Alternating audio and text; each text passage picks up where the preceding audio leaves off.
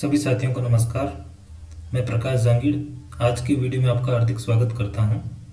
साथियों, आज की वीडियो में हम कक्षा 10 की पाठ्य पुस्तक क्षितिज भाग 2 में संकलित कविता कन्यादान, जो कि ऋतुराज द्वारा लिखित है, उसका अध्ययन करेंगे। आइए शुरू करते हैं। सबसे पहले हम कवि परिचय, इस कविता के कवि ऋतुराज, इनका कवि परिचय जान लेते हैं। ऋतुराज का जन्म सन 1940 में भरतपुर में हुआ, जो कि राजस्थान में पड़ता है। राजस्थान विश्वविद्यालय जयपुर से इन्होंने अंग्रेजी में एमए किया। 40 वर्षों तक अंग्रेजी साहित्य के अध्यापन के बाद अब सेवानिवृत्ति लेकर वे जयपुर में रहते हैं। उनके अब तक 8 कविता संग्रह प्रकाशित हो चुके हैं, जिनमें एक मरण धर्मा और अन्य, पुल पर पानी, सूरत निरत और लीला मुखारविंद प्रमुख हैं। उन्हें सोमदत्त, परिमल सम्मान, मीरा पुरस्कार, पहल सम्मान, बिहारी पुरस्कार मिल चुके हैं, यानी अनेक पुरस्कार इन्हें दिए जा चुके हैं। मुख्य धारा से अलग समाज के हाशिए के लोगों की चिंताओं को ऋतुराज ने अपने लेखन का विषय बनाया है। उनकी कविताओं में दैनिक जीवन के अनुभव का यथार्थ है और वे अपने आसपास रोजमर्रा में घटित होने वाले सामाजिक शोषण और विडंबनाओं पर निगाह डालते हैं, और यही कारण है कि उनकी भाषा अपने परिवेश और लोक जीवन से जुड़ी हुई है। ठीक है साथियों, ये तो हुआ इनका कवि परिचय ऋतुराज। अब हम कविता कन्यादान का एक बार वाचन कर लेते हैं।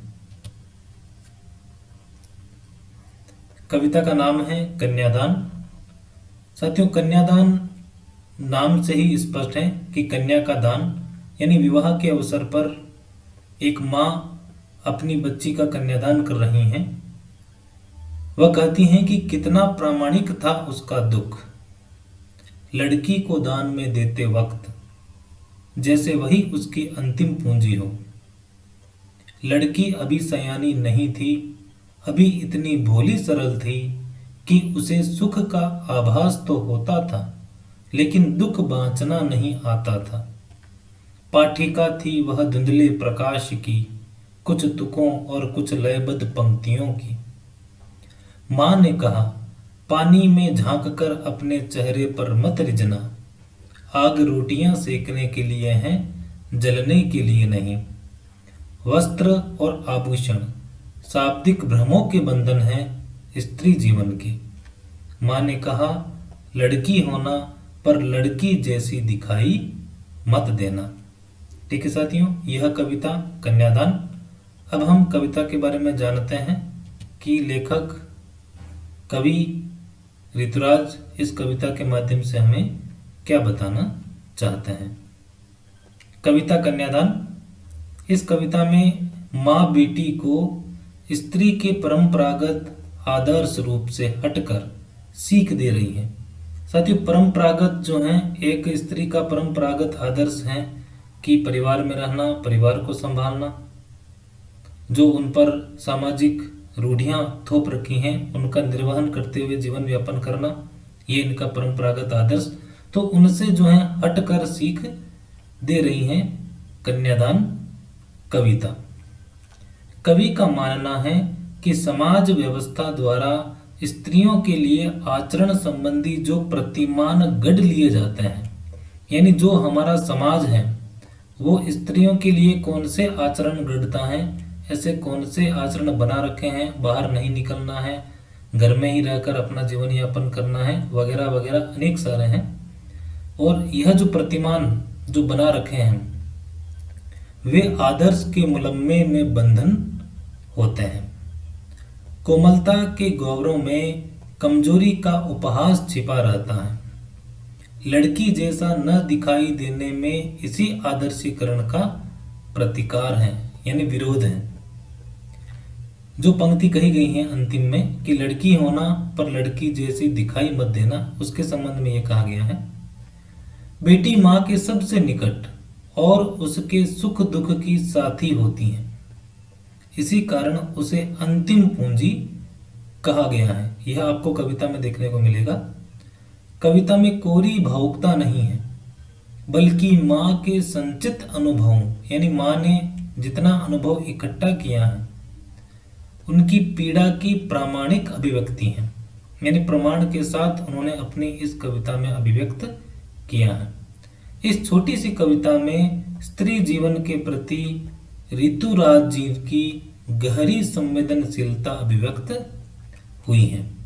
ठीक है साथियों, तो मुख्य रूप से कन्यादान कविता में एक कन्या एक स्त्री के जीवन से संबंधित, उनके अधिकारों से संबंधित और समाज व्यवस्था के द्वारा जो उनके प्रति प्रतिमान गढ़ दिए गए हैं उनका विरोध करती हुई और गहरी संवेदनशीलता लेती हुई इस कविता को कवि ऋतुराज ने लिखा है।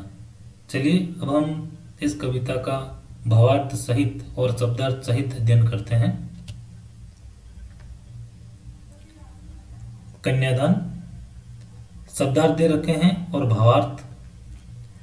कितना प्रामाणिक था उसका दुख, लड़की को दान में देते वक्त जैसे वही उसकी अंतिम पूंजी हो। तो साथियों, प्रामाणिक का अर्थ है स्वाभाविक, पूंजी यानी धन।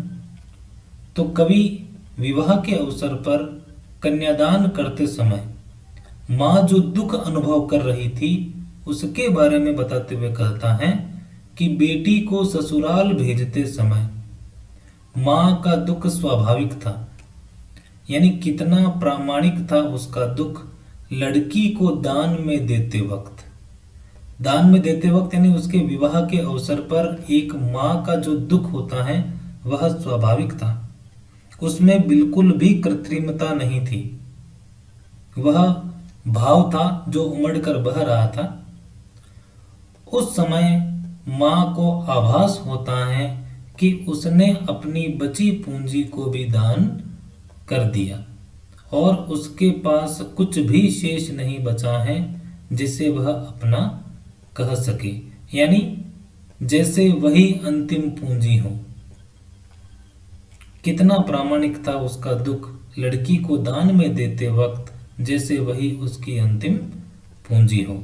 यानी माँ ने जब लड़की को ससुराल के लिए विदा किया तो उसे ऐसा आभास हो रहा था कि अब उसके पास कुछ भी नहीं बचा है, मानो वह लड़की उसकी अंतिम पूंजी थी। साथ ही यहाँ पर अंतिम पूंजी कहना का मतलब ये है, जो कि हमने कविता में भी पढ़ा था, कि माँ और बेटी का संबंध जो है बहुत निकट होता है। सुख और दुख में जो है माँ का बेटी का सहयोग, माँ को बेटी का सहयोग मिलता है और वह उसकी सहायता करती हैं। इसीलिए यहाँ पर जो है अंतिम पूंजी बेटी को बताया गया है। आगे देखिए, लड़की अभी सयानी नहीं थी, अभी इतनी भोली सरल थी कि उसे दुख का आभास तो होता था लेकिन दुख बांचना नहीं आता था।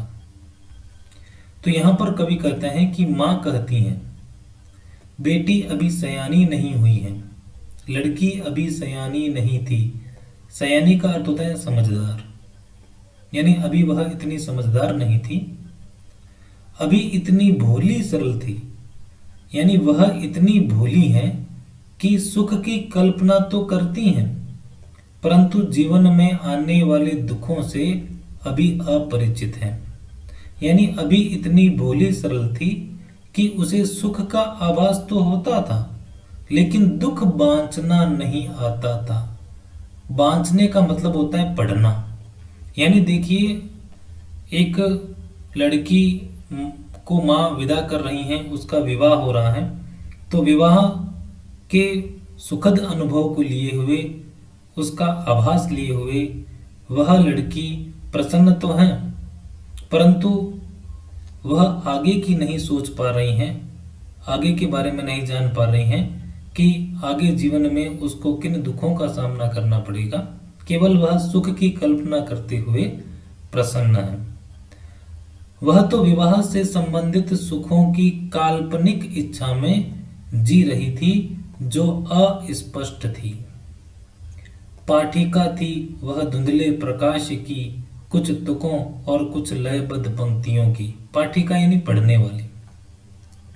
कवि कहता है कि वह तुकों और लयबद्ध पंक्तियों को सरलता से और सहजता से पढ़ना जानती थी। काव्य के गंभीर भावों को समझने में असमर्थ थी।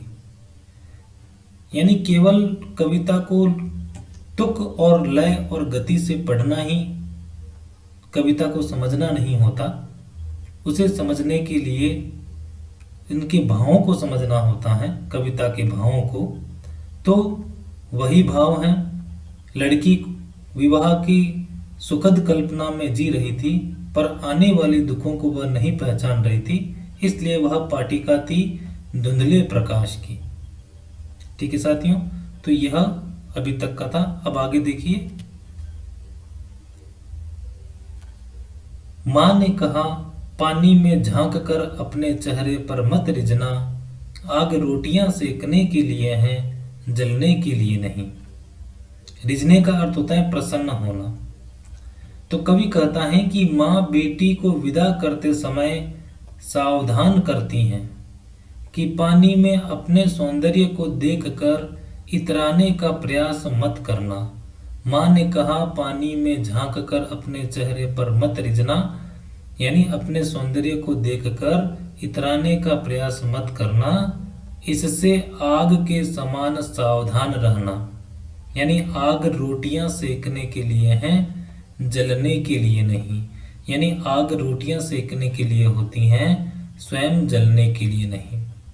यानी साथियों, यहाँ पर अप्रत्यक्ष रूप से कवि आज के समय में प्रचलित जो उत्पीड़न किए जाते हैं ससुराल पक्ष में स्त्रियों पर, नववधुओं पर, उनके प्रति कटाक्ष कर रहा है इन पंक्तियों के माध्यम से। अर्थात जो है, प्राय सुंदर स्त्री अपनी सुंदरता की प्रशंसा सुनकर प्रसन्न हो उठती हैं और फिर प्रशंसा के बंधन में बंदी रहकर कमजोर बनकर ही उन्हें रहना पड़ता है। आगे कवि कहता है कि वस्त्र और आभूषण शाब्दिक भ्रमों की तरह बंधन है स्त्री जीवन के। यानी मां कहती हैं कि शाब्दिक भ्रम की तरह, अर्थात जो है प्रशंसात्मक जो शब्द होते हैं उन शब्दों के माध्यम से, और उसी प्रकार वस्त्र और आभूषण के भ्रम में तुम मत पड़ना, क्योंकि यह स्त्री जीवन के बंधन है।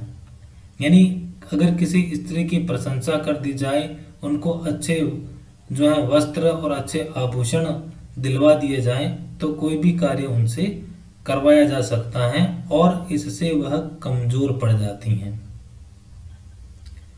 मां ने कहा, लड़की होना पर लड़की जैसी दिखाई मत देना।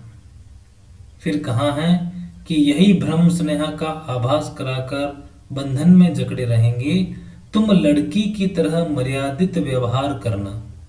यानी जो एक मर्यादित व्यवहार होता है एक लड़की के द्वारा किए जाने वाला, वही करना, किंतु सामान्य एवं कमजोर लड़की की तरह अत्याचार सहने के लिए दुर्बलता मत दिखाना। यानी लड़की की तरह व्यवहार तो करना जो लड़की का सामान्य व्यवहार होता है, परंतु यह भी ध्यान रखना कि बिल्कुल सामान्य और कमजोर लड़की की तरह अत्याचार सहने के लिए दुर्बल मत हो जाना। ठीक है साथियों, तो यह थी कविता कन्यादान। इस प्रकार इस कविता के माध्यम से कवि ने जो है स्त्री जगत के मन में समाई भावना, कन्या कहते हैं कि कन्या तो जो है वह दान के लिए है, इससे मुक्त होकर एक नए मूल्य जो है स्थापित करने की प्रेरणा दे रहा है।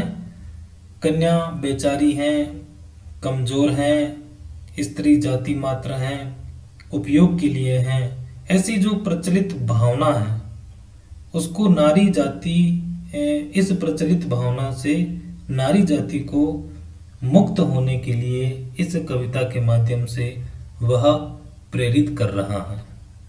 ठीक है साथियों, तो यह हमारी कविता थी कन्यादान। आशा है आपको समझ में आई होगी।